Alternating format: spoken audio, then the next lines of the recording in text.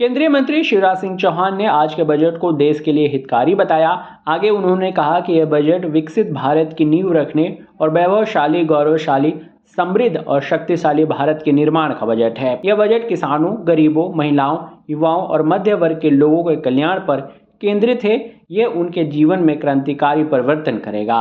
अगर किसान की दृष्टि से देखें तो इसमें सभी पक्षों पर ध्यान दिया गया है। मैं प्रधानमंत्री जी को हृदय से धन्यवाद देता हूं, वित्त मंत्री जी को बधाई देता हूं। ये बजट विकसित भारत के निर्माण की नींव का बजट है। एक वैभवशाली, गौरवशाली, संपन्न, समृद्ध और शक्तिशाली भारत के निर्माण का बजट है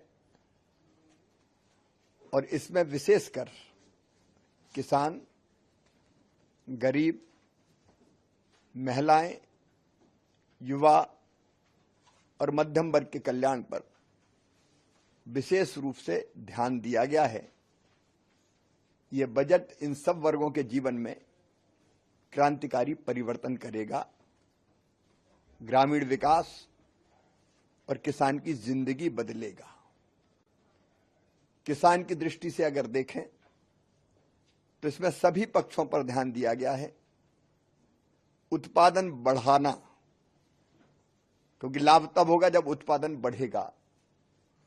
उसके लिए फल, सब्जी और अनाज की 109 नई वैरायटी बीज की वो जारी की जाएगी, जो जलवायु अनुकूल होगी और ग्लोबल वार्मिंग के इस खतरे में चाहे ज्यादा तापमान हो या कम पानी हो, अच्छा उत्पादन देंगे।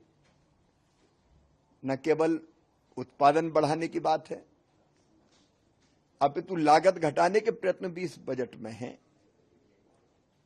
किसान को किसान क्रेडिट कार्ड हो या सस्ता ऋण हो, उस पर उसके कारण किसान की लागत घटेगी। प्रधानमंत्री किसान सम्मान जैसी योजना से जो छोटे और सीमांत किसान हैं,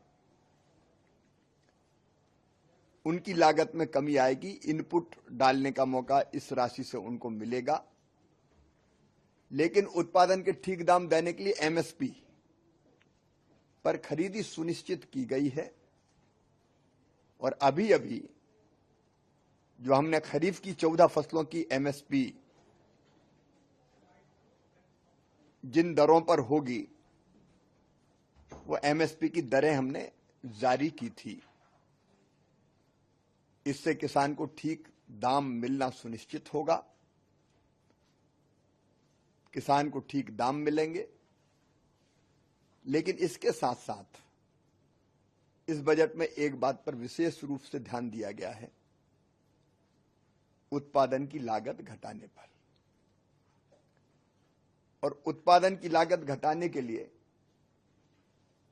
और आने वाली पीढ़ियों के लिए सुरक्षित धरती बची रहे, इसके लिए प्राकृतिक खेती पर व्यापक पैमाने पर ध्यान देने की घोषणा वित्त मंत्री जी ने अपने बजट भाषण में की है। मध्य प्रदेश की तमाम खबरों के लिए जुड़े रहिए इन खबर मध्य प्रदेश के साथ।